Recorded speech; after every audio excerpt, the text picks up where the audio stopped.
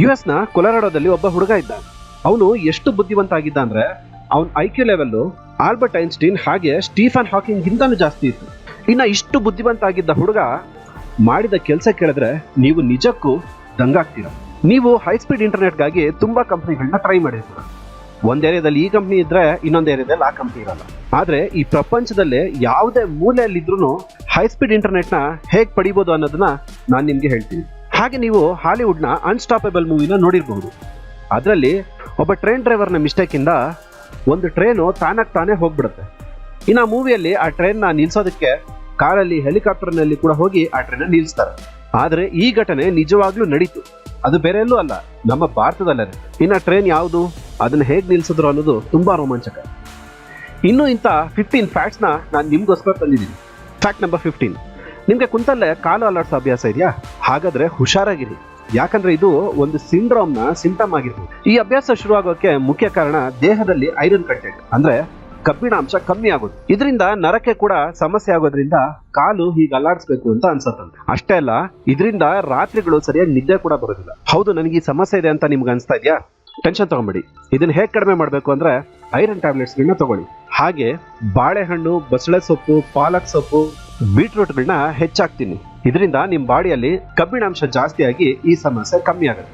ಹಾಗೆ ರಾತ್ರಿಗಳು ನಿದ್ದೆ ಕೆಡದೆ ಚೆನ್ನಾಗಿ ನಿದ್ದೆ ಮಾಡಿ, ಇದರಿಂದ ಈ ಸಮಸ್ಯೆ ಕಡಿಮೆ ಆಗುತ್ತೆ. ಫ್ಯಾಕ್ಟ್ ನಂಬರ್ 14, ಫೆಬ್ರವರಿ 2014 ಕ್ಯಾಲಿಫೋರ್ನಿಯಾದಲ್ಲಿ ಜಾನ್ ಮತ್ತು ಮೇರಿ ದಂಪತಿಗಳು ಯಾವಾಗಲೂ ಹೋಗುವಾಗೆ ಅವತ್ತು ಕೂಡ ತಮ್ಮ ನಾಯಿ ಜೊತೆ ವಾಕಿಂಗ್ ಹೋಗ್ತಾ ಇದ್ರು. ಆದ್ರೆ ಅವತ್ತ್ಯಾಕೋ ಅವ್ರ ನಾಯಿ ಜೋರಾಗಿ ಬೊಗಳ್ತಾ ಒಂದು ಹಳೆ ಮರದ ಹತ್ರ ನೆಲನ ಕೆರಿತಾ ಇತ್ತು. ಇದನ್ನ ಗಮನಿಸಿದ ಆ ದಂಪತಿಗಳು ಅದೇ ಜಾಗದಲ್ಲಿ ನೆಲನ ಅಗಿಯಕ್ಕೆ ಸ್ಟಾರ್ಟ್ ಮಾಡಿದ್ರು.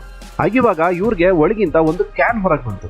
ಅದನ್ನ ತೆಗೆದು ನೋಡಿದಾಗ ಅದ್ರ ತುಂಬಾ 19ನೇ ಸೆಂಚುರಿಯ ಗೋಲ್ಡ್ ಕಾಯಿನ್ಸ್ಗಳು ಸಿಕ್ಕಿದ್ರು. ಸರಿ, ಇನ್ನೂ ಇರ್ಬೋದೇನೋ ಅಂತ ಇನ್ನೂ ಆಗಿದ್ರು. ಆಗ ಇವ್ರಿಗೆ ಆ ಥರ ಕ್ಯಾನ್ಗಳು ತುಂಬಾ ಸಿಕ್ಕಿದ್ರು. ಒಟ್ನಲ್ಲಿ ಇವ್ರಿಗೆ 1847ರಿಂದ 1894ರ 1400 ಗೋಲ್ಡ್ ಕಾಯಿನ್ಸ್ಗಳು ಸಿಕ್ಕಿದ್ವು. ಇನ್ನಿದು ಹಳೆ ಗೋಲ್ಡ್ ಕಾಯಿನ್ಸ್ ಆಗಿರೋದ್ರಿಂದ ಇದರ ಅಂದಾಜು ಮೊತ್ತ $10 ಮಿಲಿಯನ್.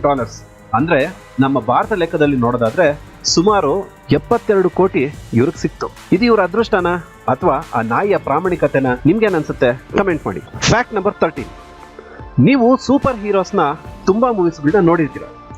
ಇವಾಗ ನಿಮ್ಗೊಂದು ಪ್ರಶ್ನೆ, ನಿಮ್ ಪ್ರಕಾರ ಯಾವ ಸೂಪರ್ ಹೀರೋ ತುಂಬಾ ಪವರ್ಫುಲ್? ವಿಡಿಯೋನ ಪಾಸ್ ಮಾಡಿ ಕೆಳಗಡೆ ಕಮೆಂಟ್ ಮಾಡಿ. ಈಗ ನೀವೇನ್ ಅನ್ಕೊಂಡ್ರಿ? Iron man, spider man, Hulk, ಈ ಎಲ್ಲ ಸೂಪರ್ ಹೀರೋಸ್ನ ಕ್ರಿಯೇಟರ್ ಸ್ಟ್ಯಾನ್ಲಿ ಹೇಳೋ ಪ್ರಕಾರ ಎಲ್ಲದಕ್ಕಿಂತ ಸೂಪರ್ ಪವರ್ ಅಂದ್ರೆ ಲಕ್ ಅಂತೆ. ಅದೇ ಅದೃಷ್ಟ. ಲಕ್ ಅನ್ನೋದೊಂದಿದ್ರೆ ಈ ಪ್ರಪಂಚದಲ್ಲಿ ನೀವ್ ಏನ್ ಬೇಕಾದ್ರೂ ಮಾಡ್ಬೋದು. ಹಾಗೆ ನೀವೇನ್ ಅನ್ಕೊಂಡ್ರೋ ಅದು ಆಗತ್ತೆ. ಹಾಗಾಗಿ ಅದೃಷ್ಟ ಅನ್ನೋದು ಇಡೀ ಪ್ರಪಂಚದಲ್ಲೇ ಗ್ರೇಟೆಸ್ಟ್ ಪವರ್ ಅಂತ ಸ್ಟ್ಯಾನ್ಲಿ ಹೇಳ್ತಾರೆ. ನಿಜ ಅಲ್ವಾ? ಈಗ ನನ್ನ ವಿಡಿಯೋನೇ ತಗೊಳ್ಳಿ. ಒಂದು ವಿಡಿಯೋ ಮಾಡ್ಬೇಕಂದ್ರೆ 1 ವಾರ ತಗೋತೀನಿ. ಬೇಕಾಗಿರೋ ಇನ್ಫಾರ್ಮೇಶನ್ನ ಕಲೆಕ್ಟ್ ಮಾಡಿ, ಫೋಟೋಸ್ನ, ವಿಡಿಯೋಸ್ನ ಡೌನ್ಲೋಡ್ ಮಾಡಿ, ವಾಯ್ಸ್ ಕೊಟ್ಟು ಎಡಿಟ್ ಮಾಡಿ, ಇಷ್ಟೆಲ್ಲ ಮಾಡಿದ್ರು ನನ್ನ ವಿಡಿಯೋಸ್ಗೆ ಅಮ್ಮಮ್ಮ ಅಂದ್ರೆ 100ರಿಂದ 200 ವ್ಯೂಸ್ ಬರುತ್ತೆ. ಅದೇ ನೋಡಿ, ಕೆಲವರು ಮನೆಯಲ್ಲೇ ಕೂತು ಚಾಯ್ ಪಿಲೋ ಅಂದ್ರೆ ಮಿಲಿಯನ್ಸ್ ಟುಗೆದರ್ ವ್ಯೂಸ್. ಅದಕ್ಕೆ ಇಷ್ಟರಲ್ಲಿ ನಾನು ಇಂಥದ್ದೊಂದು ವಿಡಿಯೋ ಮಾಡ್ಬೇಕು ಅನ್ಕೊಂಡಿದ್ದೀನಿ. ಕಲೆಕ್ಷನ್ ಇಲ್ಲ, ಓಪನ್ ಆಗಿ ಹೇಳ್ತಾ ಇದ್ದೀನಿ. ಕನ್ನಡಿಗರು ನನ್ನ ತುಳಿತಾ ಇದ್ದೀರಾ, ಕನ್ನಡಿಗರು ತುಳಿತಾ ಇರೋದು. ಇಲ್ಲ ಬೇಡ, ನಿಮಗೆ ನಾವು ಸಪೋರ್ಟ್ ಮಾಡ್ತೀವಿ ಅಂತ ಅಂದ್ರೆ ಆದಷ್ಟು ಹೆಚ್ಚಿನ ಜನಕ್ಕೆ ಈ ವಿಡಿಯೋನ ತಲುಪೋ ಹಾಗೆ ಶೇರ್ ಮಾಡಿ. ಹಾಗೆ ನೀವು ಒಂದು ಲೈಕ್ ಕೊಟ್ರೆ ಈ ವಿಡಿಯೋ ಇನ್ನೂ 10 ಜನಕ್ಕೆ ತಲುಪತ್ತೆ. ಹಾಗೆ ಕಮೆಂಟ್ ಮಾಡಿದ್ರೆ ಇನ್ನೂ 20 ಜನಕ್ಕೆ ತಲುಪತ್ತೆ. ಹಾಗಾಗಿ ಲೈಕ್, ಕಮೆಂಟ್ ಹಾಗೆ ಶೇರ್ ಮಾಡಿ. ಫ್ಯಾಕ್ಟ್ ನಂಬರ್ 12, ನಿಮ್ಗೆ ನಾನು ಈ ಹಿಂದೆ ನಮ್ಮ ಮೈ ಮೇಲಿರೋ ಬ್ಯಾಕ್ಟೀರಿಯಾಗಳ ಬಗ್ಗೆ ತುಂಬಾ ಹೇಳಿದ್ದೀನಿ. ಇವತ್ತು ನಾನು ನಿಮಗೆ ತೋರಿಸ್ತಾ ಇರೋ ಈ ಬ್ಯಾಕ್ಟೀರಿಯಾ ಕೂಡ ನಮ್ಮ ಮೈ ಮೇಲೆ ಇರುತ್ತೆ. ಇದರ ಹೆಸರು ಫರ್ಮಿಕ್ಯೂಟಿಸ್ ಅಂತ. ಇದು ನಮ್ಮ ಮೈ ಮೇಲೆನೆ ಅಂದ್ರೆ ನಮ್ಮ ಬಟ್ನಲ್ಲಿ ಇರುತ್ತೆ. ಅದೇ ಇವುಗಳು ತಮ್ಮನ್ನು ತಾವು ಹೆಚ್ಚಿಸ್ಕೊಳತ್ತೆ ಅಲ್ವಾ, ಆಗ ನಮಗೆ ಅಲ್ಲಿ ನೆವೆ ಆಗತ್ತೆ. ಹಾಗೆ ನೀವೀಗ ಮೈಕ್ರೋಸ್ಕೋಪ್ ಅಲ್ಲಿ ನೋಡ್ತಿರೋದು ಬಟ್ನ ಒಂದು ವಿಡಿಯೋ. ಈ ವಿಡಿಯೋನ ತಿಂತ ನೋಡಿದವ್ರಿಗೋಸ್ಕರ ಎಲ್ಲರೂ 10 ಸೆಕೆಂಡ್ ಮೌನಾಚರಣೆ ಮಾಡೋಣ. ಫ್ಯಾಕ್ಟ್ ನಂಬರ್ 11, ನಾನು ನಿಮಗೆ ವಿಶಿಷ್ಟ ಜೀವಿಗಳನ್ನ ತೋರಿಸ್ತಾನೆ ಬರ್ತಾ ಇದ್ದೀನಿ. ಇವತ್ತು ನಾನು ನಿಮಗೆ ತೋರಿಸ್ತಾ ಇರೋ ಈ ಇಲಿಯ ಹೆಸರು ಗ್ರಾಸ್ ಹಾಪರ್ ಮೌಸ್. ಇದು ಕಂಡು ಬರೋದು ನಾರ್ತ್ ಅಮೆರಿಕಾದಲ್ಲಿ. ಇದು ಸಣ್ಣ ಪುಟ್ಟ ಹುಳಗಳನ್ನ ತಿಂತ ಬದುಕತ್ತೆ. ಇದ್ರ ವಿಶೇಷ ಏನು ಅಂದ್ರೆ ಇದಕ್ಕೆ ಇನ್ನೊಂದು ಹೆಸರಿದೆ, ಅದು ವೇರ್ ವುಲ್ಫ್ ಮೌಸ್ ಅಥವಾ ಹೌಲಿಂಗ್ ಮೌಸ್. ಅಂದ್ರೆ ರಾತ್ರಿಯಲ್ಲಿ ನಾಯಿಗಳು ನರಿಗಳು ಹೇಗೆ ಕೂಗುತ್ತೋ ಇದು ಕೂಡ ಹಾಗೆ ಕೂಗುತ್ತೆ. ನಿಮಗೆ ಗೊತ್ತು, ನಾನೀಗ ಅದ್ರ ವಿಡಿಯೋ ತೋರಿಸ್ತೀನಿ ಅಂತ ನೋಡಿ.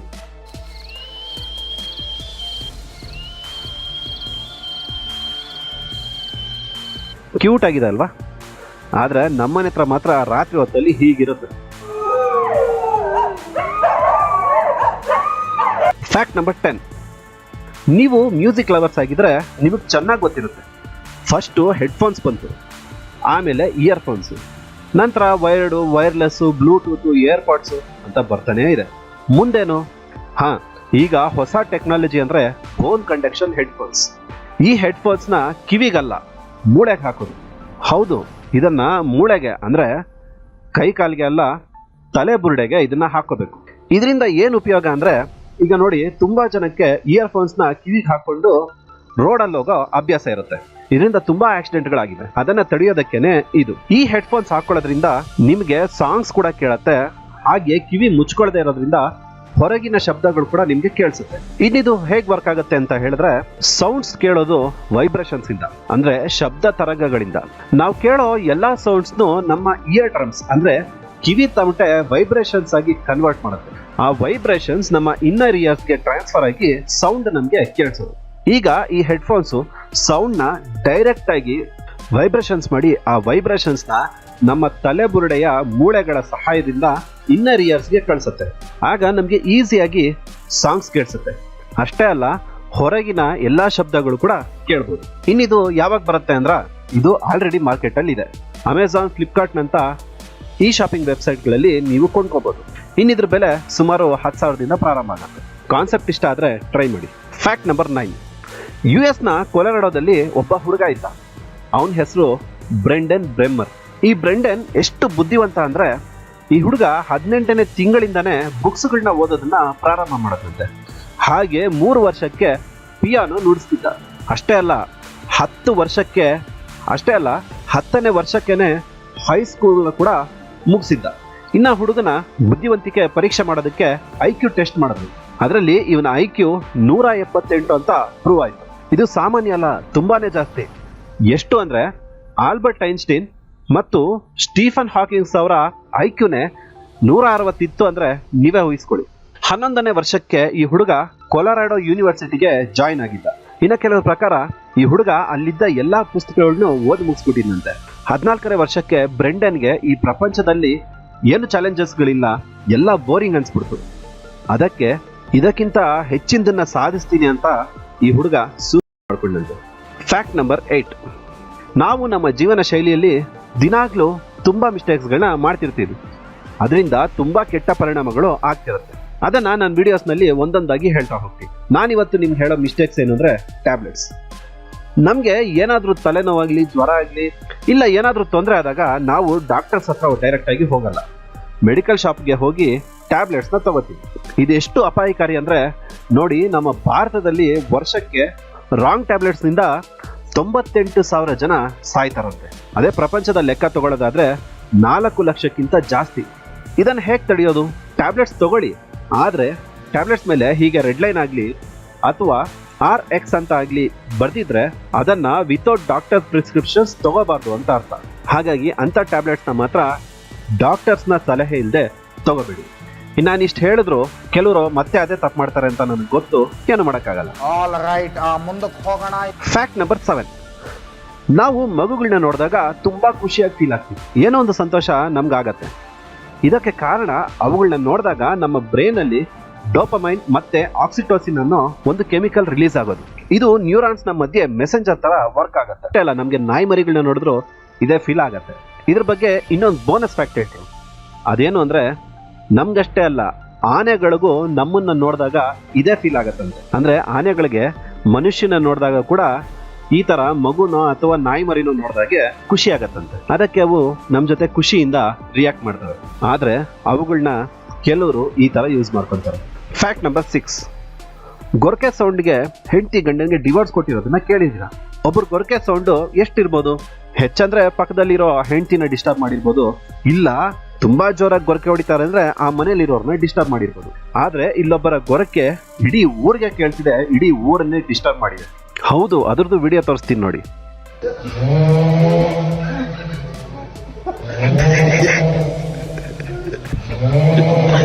ಇಲ್ಲಿ ಆಕ್ಚುಲ್ ಆಗಿ ಆಗಿರೋದೇನಂದ್ರೆ, ಒಬ್ಬ ಮೌಲ್ವಿ ಅಜಾನ್ ಆದ್ಮೇಲೆ ಮೈಕ್ ನ ಆಫ್ ಮಾಡೋದು ಮರ್ತೋಗಿದ್ದಾರೆ.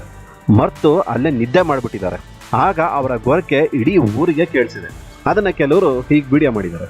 ಆದ್ರೆ ಇದು ಎಲ್ಲಿ, ಯಾವ ಊರು ಅಂತ ಮಾತ್ರ ಎಲ್ಲೂ ಡಿಸ್ಕ್ಲೋಸ್ ಮಾಡಿಲ್ಲ. ನೋಡಿ, ಮೈಕ್ ಆಫ್ ಮಾಡದೇ ಇದ್ರೆ ಏನೇನೆಲ್ಲ ಆಗುತ್ತೆ ಅಂತ. Fact number 5.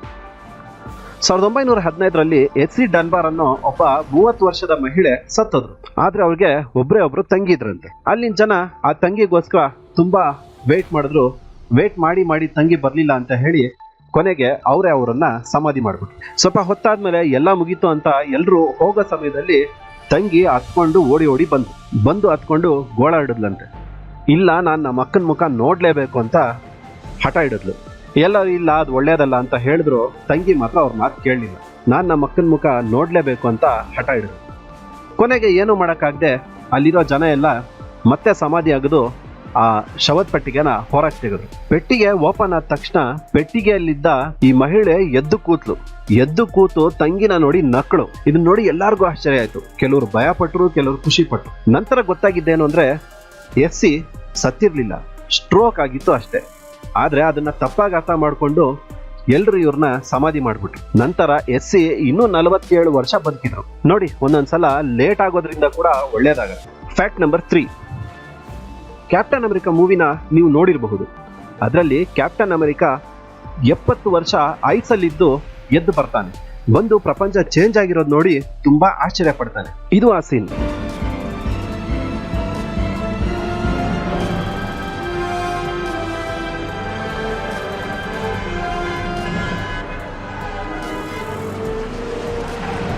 ನೋಡಿದ್ರಲ್ಲ, ಇದ್ರಲ್ಲಿ ನಿಮ್ಗೆ ಏನಾದ್ರು ಆಶ್ಚರ್ಯ ಅನ್ಸ್ತಾ? ಇನ್ನೊಂದ್ಸಲ ನೋಡಿ. ಗೊತ್ತಾಗ್ಲಿಲ್ವಾ?